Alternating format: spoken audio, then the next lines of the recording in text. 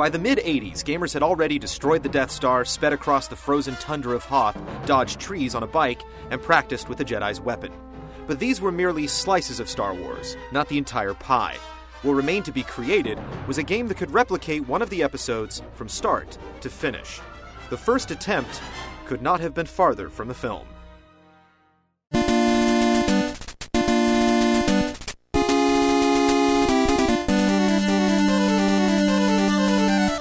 In 1987, Namco released a bizarre take on A New Hope.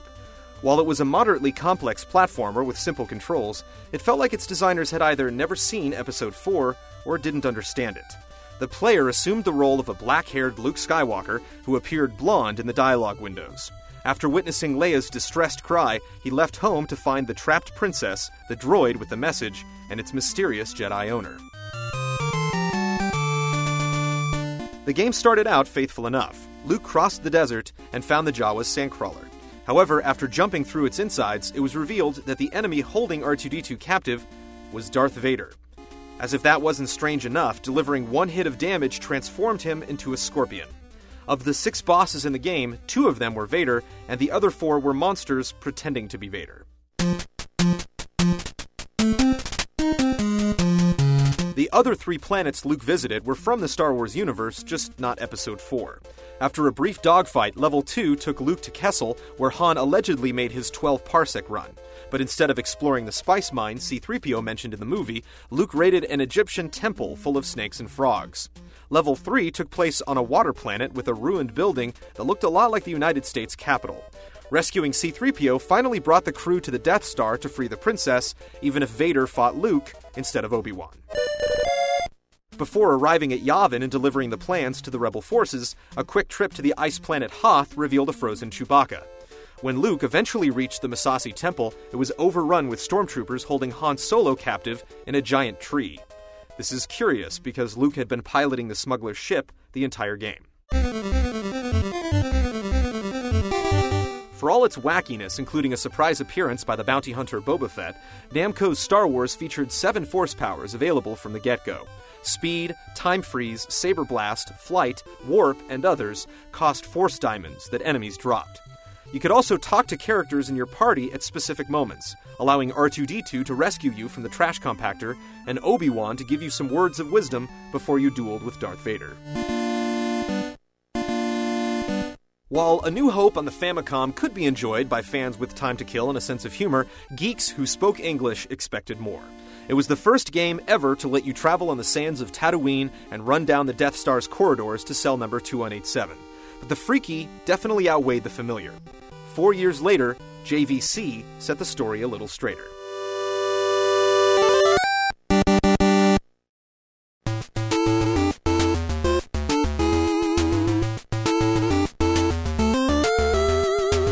Even after Empire and Return had been given their own names, A New Hope was still just called Star Wars when it was released in 1991 for the NES. Like the Namco version, it had platforming, Sandspeeder, Falcon, and X-Wing gameplay, but it also added 2 playable characters and a cohesive storyline. It traveled to the Game Boy in '92 and the Game Gear and Sega Master System in '93.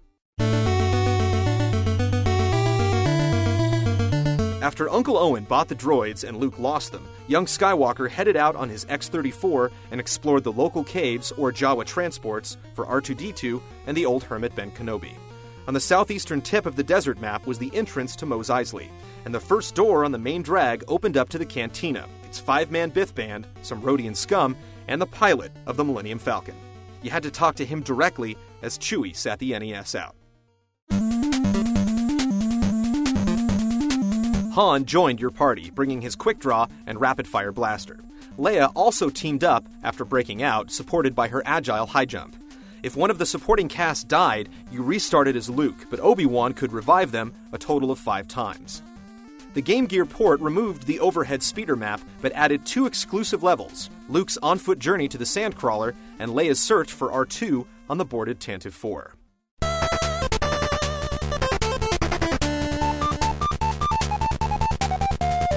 Despite its failure to mention Darth Vader, even in dialogue, JVC effectively chronicled Luke's adventure from the sandy dunes to the ceremonial throne room on the NES. Unlike the '87 game, which played the same musical theme for every level, the JVC Star Wars had a few new tracks from the movie, along with some funky originals. It had been 14 years since Episode 4 first charmed moviegoers, and video games were keeping the Force alive.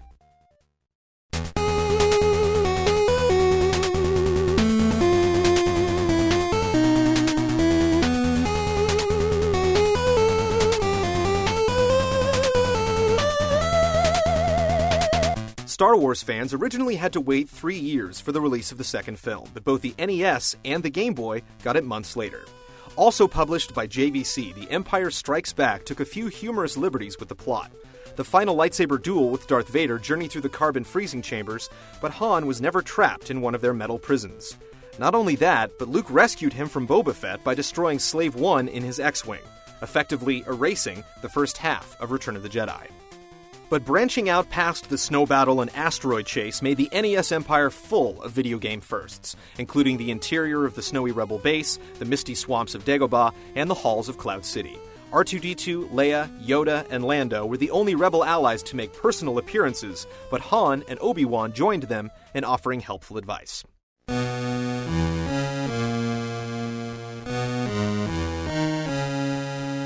Luke was the lone playable hero, but JVC made up for it by including Force powers like Namco did in '87. By depleting your Force gauge, you could boost the power of your saber or blaster, levitate, jump higher, deflect enemy fire, and more. Unlike the abilities on the Famicom, Luke had to hunt these powers down in each level, although some appeared in multiple locations.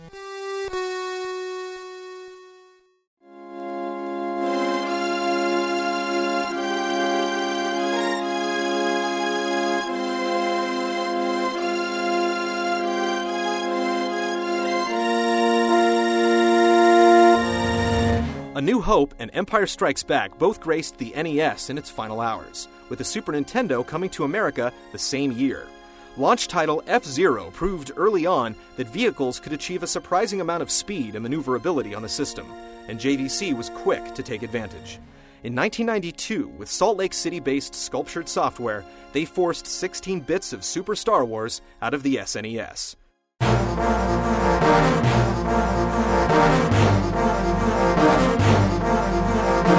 Picking up after the title scroll, the game again started with Luke's innocent beginnings on Tatooine, and again embellished on the film's plot. Before even getting to Mos Eisley, Luke had already defeated the almighty Sarlacc, explored the exterior of the Jawa's sandcrawler, and killed a mutant womp rat. Once Luke made his way through Mos Eisley, the player could switch to Chewbacca. You met Han in the cantina, but not before defeating a full-size incarnation of everyone's favorite Djarik beast from the Falcon's Holo game board.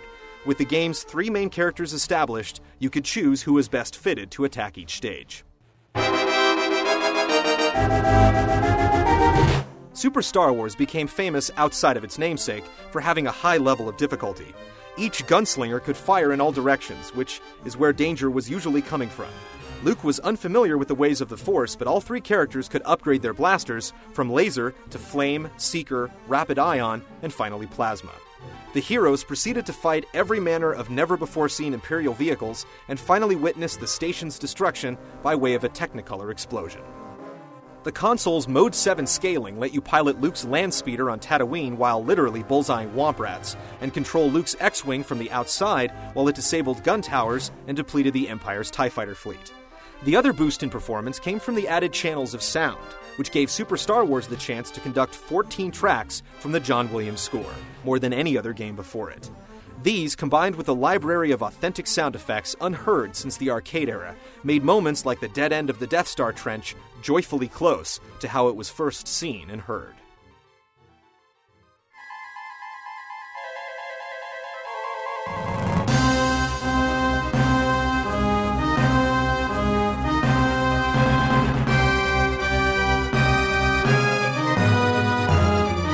After the success of Super Star Wars, JVC placated the fanbase by releasing Super Empire Strikes Back only 1 year later. Advertised as a 12-megabyte game, Super Empire took the difficulty of its predecessor and magnified it to a notorious level. In order to make up for this, the sequel implemented a password system. But even on the easy setting, Empire was a beast.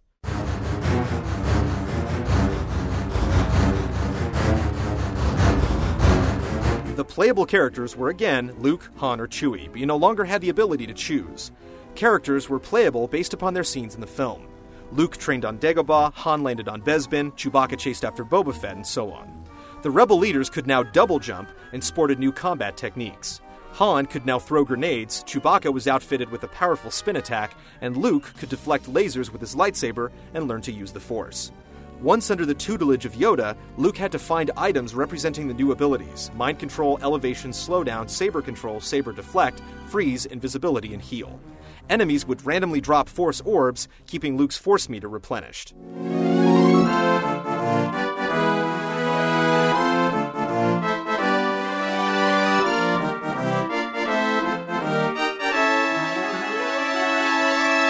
Notable differences between the game and its source material, minus the usual overkill, included Luke's ability to freeze enemies, Han's cathartic opportunity to fight the carbonite chamber itself, and Chewbacca's welcome slaughtering of Ugnaughts. The rest was glorious fan service, including more Mode 7 magic with a snowspeeder cable toss, the Falcon's ballsy asteroid chase, and Luke's approach into Cloud City aboard his X-Wing. And just like the movie, the game's cliffhanger ending would leave fans desperate for the final installment.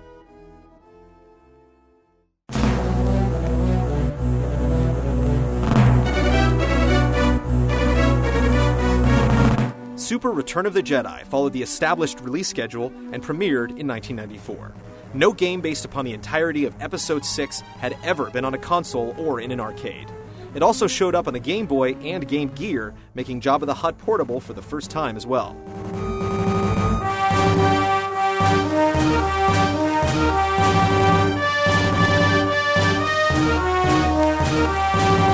Touted as a 16-megabyte game, Jedi boosted its roster of characters to 5, including Princess Leia and Wicket the Ewok. Depending on the level, Leia was either disguised as the bounty hunter Boushh or strapped into the legendary metal bikini. Wicket appeared on the Endor levels and could fire arrows into tree trunks and then use them to ascend.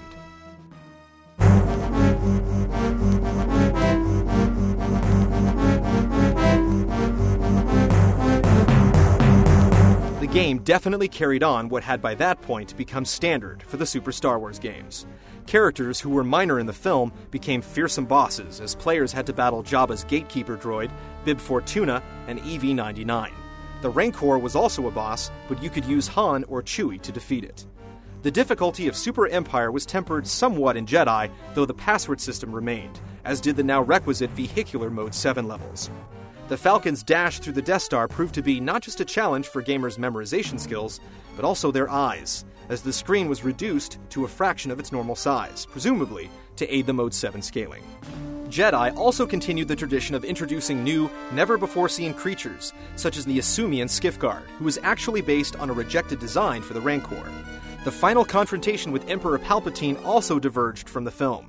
What was originally little more than a conversation followed by swift lightning torture became a hard-fought battle over catwalks that would fall apart during the chaos.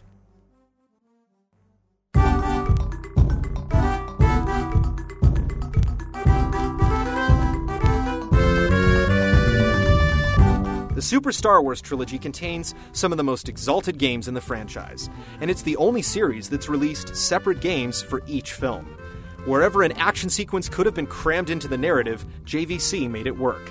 And whenever the plot needed to remain untouched, the SNES pulled through to the best of its ability.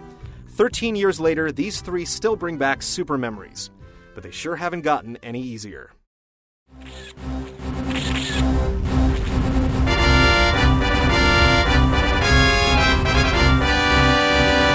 The year the Super Trilogy was finished, it had been nearly a decade since the Star Wars game had been released in the arcades.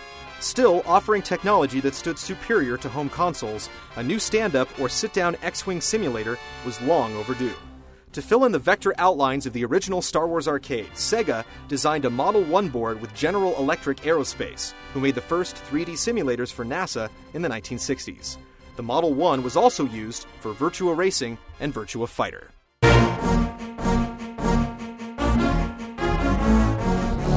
What was technically Star Wars Arcade 2 should have really been called Return of the Jedi Arcade 2, because it portrayed the final hours of the Death Star 2. In the cockpit of an X-Wing or Y-Wing, the player braved an asteroid field, snuck into a Star Destroyer, scorched the surface of the space station, and finally dodged their way along the Death Star's interior. Because any Imperial assault is worth doing twice, Victory awarded another playthrough. A gunner could also enlist to control a second crosshair, making Sega's Star Wars the first cooperative shooter in the franchise.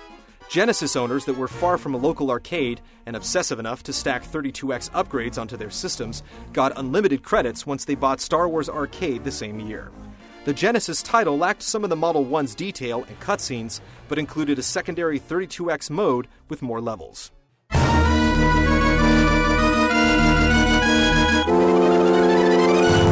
Real 3D created the Model 3 board used for Desert Tank in 1994 and Behind Enemy Lines in 1997. The company dissolved shortly after, but the hardware inspired Sega to develop another arcade shooter. This time, it would attempt to cover all 3 movies on one screen.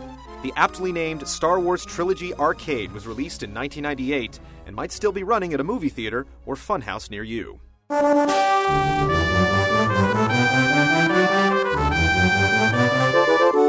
Trilogy Arcade allowed you to select which movie to take on at the beginning of your credit, letting you jump right into your favorite episode.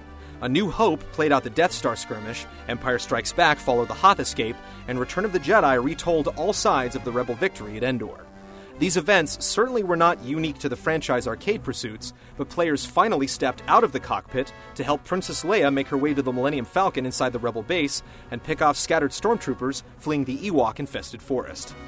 In between each episode, 2 bonus levels from Return of the Jedi popped up that turned the pilot's joystick into a Jedi's lightsaber. One had you blocking fire from an airborne Boba Fett, and the other prompted you to perform defensive and offensive strikes to overcome Darth Vader in the Emperor's throne room. Both of these interludes are still the only time gamers have ever been able to handle a humming lightsaber with both hands to control the in-game action.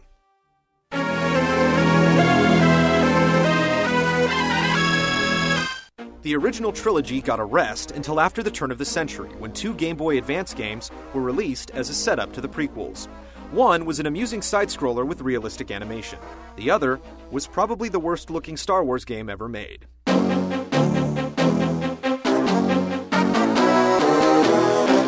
Flight of the Falcon was released in 2003 and was aimed at portable players with an affinity for Han Solo and his customized Corellian cruiser. Most of the heavily pixelated action took place in Han's ride, with the occasional race on a land speeder or bike. The 3D engine looked spectacular in screenshots and was barely comprehensible on a GBA. The only salvageable bonus from the game was an unlockable level where you steered the Falcon similar to classic space shooters like Gradius or R-Type. It's too bad the whole game wasn't like this.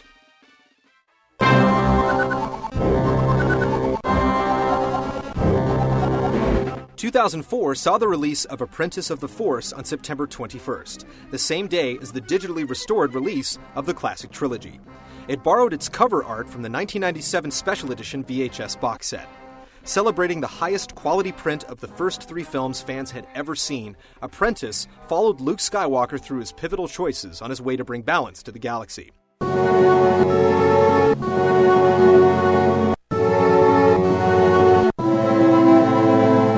The animation style was the biggest difference compared to prior releases. Developer Ubisoft opted to use 3D images for the character models, similar to Mortal Kombat or Road Rash. Although it expanded on action sequences that never occurred in the movies, similar to the Super Nintendo series, most of its dialogue was transcribed line for line from the films, along with the pacing in which the events unfolded.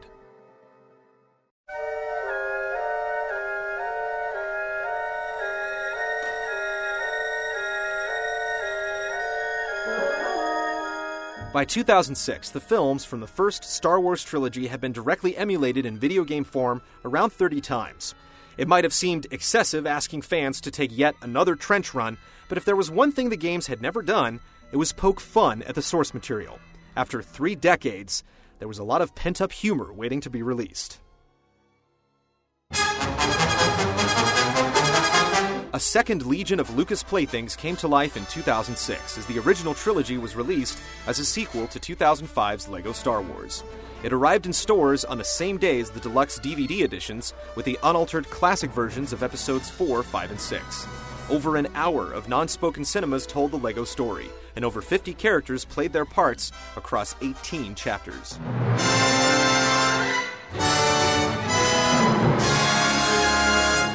Following countless attempts at simulating the vehicle-based excursions, LEGO avoided a first-person perspective with precision aiming in favor of dragging around cabled mines and purple proton torpedoes.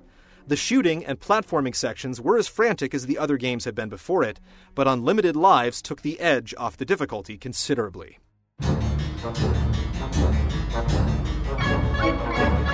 By committing faithfully to the storyline, albeit a silly one, the LEGO Original Trilogy pioneered several virtual on-screen moments. Firsts included being able to guide Obi-Wan Kenobi through the Junlin Wastes, narrowly escaping the asteroid worm in the Millennium Falcon, making Yoda hop through his swampy homeworld, helping Lando flee his prized floating facility, and controlling secondary characters like Greedo, Tarkin, Lobot, Bib Fortuna, Boba Fett, Admiral Akbar, IG-88, and the rest of the bounty hunters. The biggest departures from the canon were a standoff with the Imperial spy in Docking Bay 94, Luke and Leia's destruction of a landing pad on Endor, and father and son team Luke and Vader fighting the Emperor 2 against 1. Every other mission managed to build the major plot points without letting go of the collecting frenzied gameplay or youthful sense of self-parody.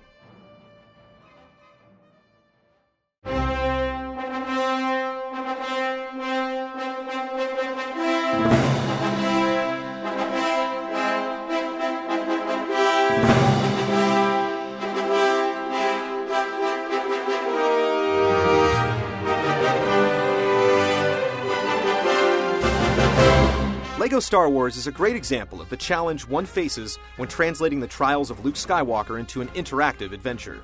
You can either focus on restructuring the picture shot for shot, or making a game that's really fun to play. The mediums have gone everywhere from Luke battling a pterodactyl to R2-D2 outsmarting a Rancor. If fans ask developers to be too married to the mythos, they might miss out on the more unusual and entertaining adaptations of some of their favorite films.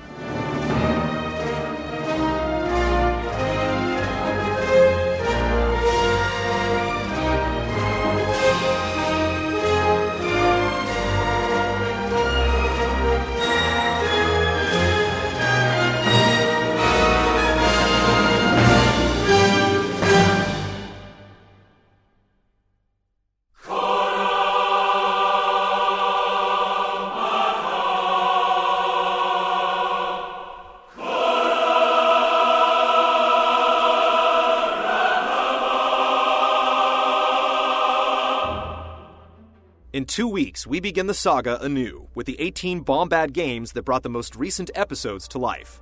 We'll revisit the power battles, starfighter missions, clone campaigns, and dangerous bounties of the 3 Star Wars prequels, from the PlayStation 1 to the Xbox 360.